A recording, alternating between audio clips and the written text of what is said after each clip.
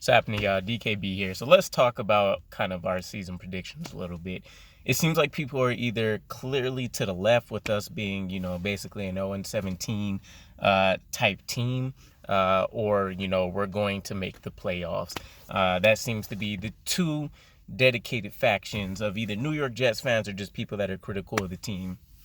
Now, ESPN put out a ranking, top 10 teams that will probably be picking in the top 10 slots of the 2023 NFL draft. And personally, I think there was a lot of disrespect with this ranking. They had us ranked number one, meaning we will pick number one in the 2023 NFL draft. And it had us at I think it was 13.6% chance to have that number one, or 13.7% chance to have that number one pick, and then a 68.4% chance for us to pick just in the top 10 in general.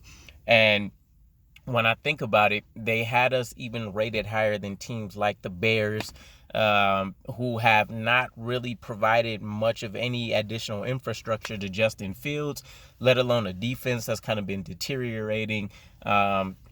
Ahead of Trevor Lawrence and the whole mess. Obviously, they dedicated a lot of resources to that team in free agency, overpaid on a lot of contracts and players. We'll see if that pans out for them.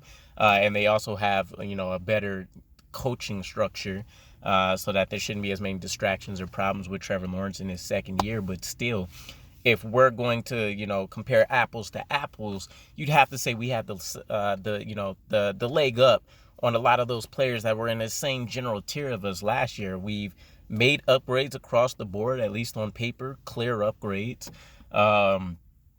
We have the same coaching staff for the most part, and the most of the coaching that will actually impact us significantly, we either chose to let go, or we have the same position coaches, etc. there. So it's not a huge change for us. Second year in the system, Zach Wilson's progressed. We have the additional weapons. And the biggest thing that I think maybe everybody's not talking about is much more scheme versatility in what Mike LaFleur can call and do. And he's heading into his second year. He's found kind of his flow with making calls from the booth. Obviously, that communication, I think, will accelerate and become even better. There was a few hiccups last year. The key one being the Bucs game, if we want to call that out. So it's interesting to see that we are, and it's not like a huge difference. I think we were 13.7. Chicago Bears are like 13.6, or right there on the cusp. But it's interesting to see that's the case. And then when you think about the other hand, we have former players and analysts, such as Robert Griffin III, that's saying with the roster we currently have, again on paper, we clearly should be at least a 10-win team, and hopefully that carries us into the playoffs. And it seems like some other expectations that I've seen, which I won't necessarily call middle of the pack because it still might be like wild card territory, is a 7-8 win team, which I think might be a little bit more realistic for us. But I can't see us being a number one pick. If we end up being number one, there's various things that went wrong. Zach Wilson did not take an additional step in his developmental path. And there's some very clear, easy things that he can do that we've talked about before. Better use of his checkdowns. We don't have to play hero ball all the time. The accuracy thing, which is a little bit hard to pinpoint, but more so we want to see more plays where these players can actually make some yards after the catch opportunities, and they don't necessarily have to, contort their body to make a catch back that was, thrown a little bit behind them, or clearly sailed ahead of them, in front of them, things like that.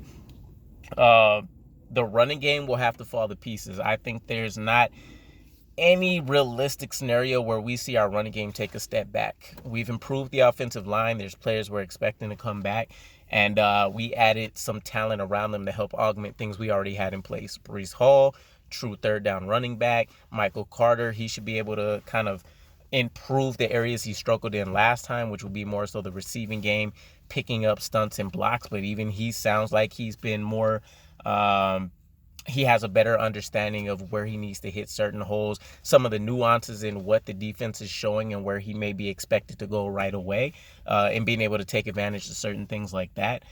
We have Tevin Coleman there to spell them. The only question mark is really the fourth depth chart player.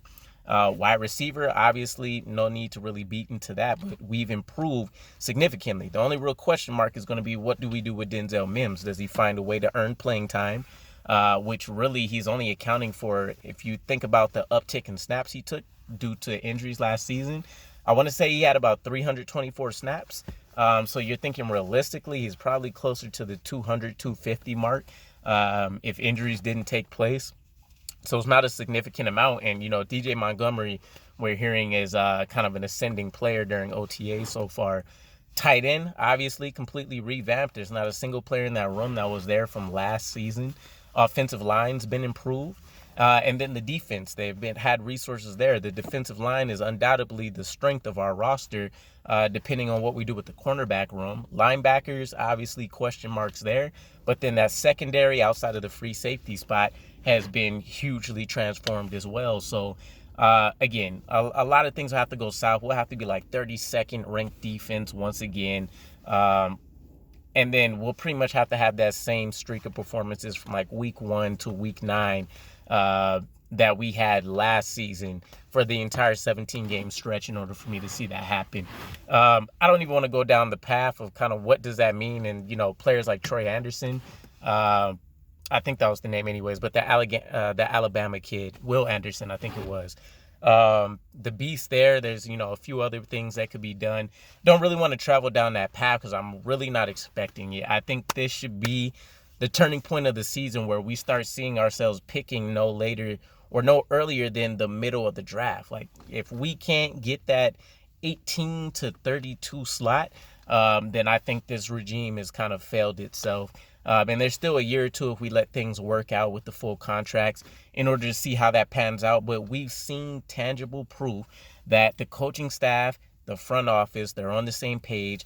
Everybody has an idea of what they love at these positions. My biggest thing will be, do we change what the philosophy on the talent in the linebacker room will be? We have the safety project that we're doing. We've also seen, and I shared with you guys some of the experience from at least the 49ers and what they've had invested in that position before. So does that change? But needless to say, I don't agree with the projection. Let me know what you guys think. Are we destined to have a clear top 10 NFL draft pick here? Do you guys feel like we're closer to what RG3 mentioned in terms of expectations and being in that 10 win season category, at least in like the 7 to 8 range? Or, are we all just crazy? But I'm excited to see what happens for the regular season for us. It's going to be a phenomenal season regardless of what really occurs. There's too much talent in this room for sure for it to be at least a bland product, right? So let me know what your guys' thoughts are. I'll catch up with you again. Peace.